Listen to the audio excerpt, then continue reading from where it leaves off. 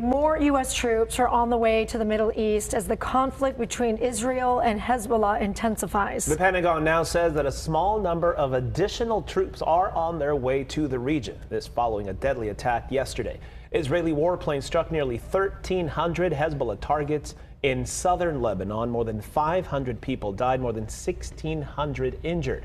The State Department now warning Americans to leave Lebanon as the risk of a wider regional war grows. Here with more on this growing conflict, Fox 5 political analyst Ric Epps. Good morning. Good to see you. Good morning. As we are sitting here right now, Rick, and speaking, Israel and Hezbollah are trading strikes. These 500 people that were killed yesterday that Raul just mentioned, this was the deadliest day for Lebanon in almost 2 decades. Are we headed to an all-out war?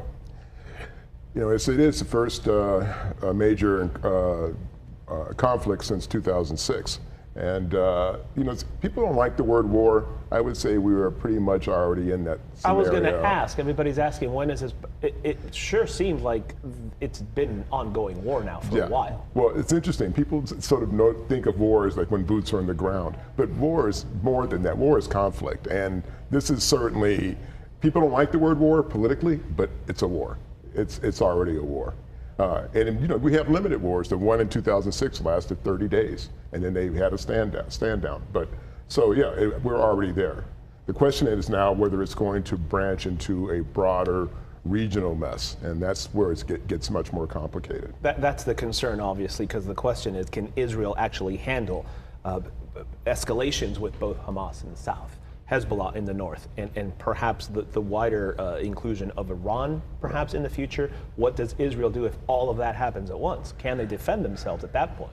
Well, the one advantage Israel has so far is that they've had very little in terms of casualties for the military. So until that actually occurs, if it occurs, and hopefully it doesn't, but if it were, then that puts them at a much more precarious situation. Economically is where it really hurts them, because at some point the cost of war is incredibly high, and so being able to sustain a long-term conflict in 2 different scenarios, and possibly a third if they have limited conflict with Iran, is something that, you know, short-term you can survive that. Long-term it would be catastrophic for their economy. So I think at some point they've got to find an off-ramp. Even though, and Netanyahu says that he's got, you know, he's made an overture, but it's an overture that I don't see Hamas agreeing to necessarily. Let's talk a little bit about Iran, Rick. We've had multiple conversations over the years, and really they're so much in the center of all that is happening. What do you see happening over the next weeks and months? You know, it's interesting. Iran likes to stoke the flames, right? They enjoy creating this regional instability. You know, they are sort of a pariah unto themselves. So keeping, you know, of course, as we know, they fund Hezbollah. And so as well as they do Hamas. And so they are able to create these sort of proxy wars that, you know, where they can basically manipulate and escalate violence in any particular area at any point in time, that then requires not only Israel, in this case, but also the United States to respond. And that's where it gets a little complicated, because the U.S. has to then, in order to get involved here, has to take funds away from, say, Ukraine, for example. And then that also bodes well for Putin's plans, which also works with Iran's plans.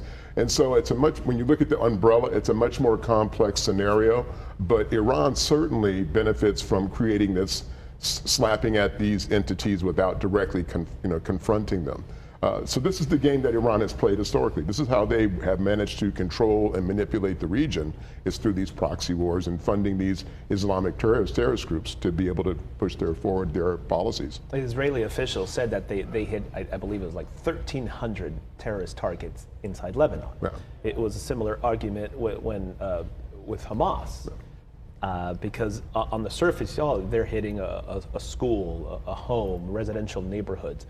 Is this the same argument on both sides, because the terrorist organizations hide within these so-called sacred, like a school, a hospital? You would never think to do that, but is that reality or not?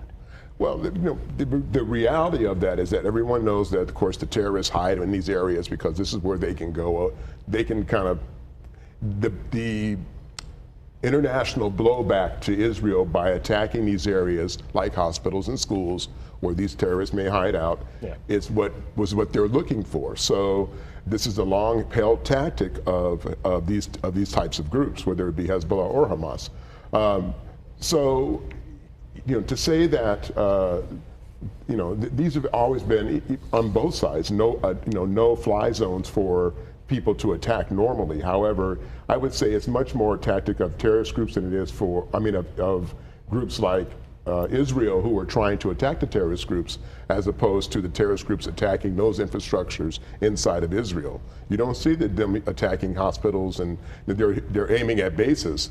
We know that for a fact. Hezbollah has sent missiles and attacked several of the bases, in Israel. However, they have not attacked the infrastructure of hospitals and schools.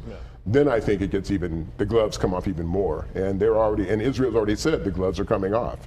And let's not forget, Hezbollah, is one of the most heavily armed terrorist groups in the world. This is not Hamas. This is, they are funded by Iran. Iran has provided extensive weapons. They are seasoned fighters. They're about 20 to 50,000 strong based on all the independent estimates, even though Nasrallah has said, their leader has said they have 100,000. It's more like 20 to 50,000, but still, they're veteran fighters. So that's a real issue if we get to a ground conflict, which Israel is suggesting may be a possibility. A real issue. President Biden is going to be speaking to the UN this morning. He needs to handle this in some way as his term is coming to the end. We are also on the heels of our election here with two candidates who have two completely different approaches on how they're going to handle this as it moves forward. So what do you think we're going to hear? Well, Biden is going to, of course, keep his support for Israel. And certainly because of the incursions in the north, it's certainly, Israel has found more justification in that particular war because of the incursions into the northern part of Israel and because Hezbollah said, as long as the war in Gaza is going on, we're going to keep firing at you, and if you get a ceasefire in Gaza, then we'll stop fighting you. Let's say if we take them at their word, the biggest issue now is that for example, they're now bombing in Beirut. So they've gone further north into Lebanon. So now you're not just dealing with Hezbollah, which is a faction inside of a military faction inside. You're dealing with the Lebanon, the country, and that's a different. Now you're getting to civilian casualties. You're starting to get, and then it becomes a much bigger conflict. The one saving grace I will say regionally about this, in terms of potential risk of a regional war, is that Syria is not looking to get involved with this. Egypt has no flavor for a war. Jordan's not looking for a war. So regionally, it'd be very difficult for those external countries to get involved in the process of this. They're not looking to be involved in this mess.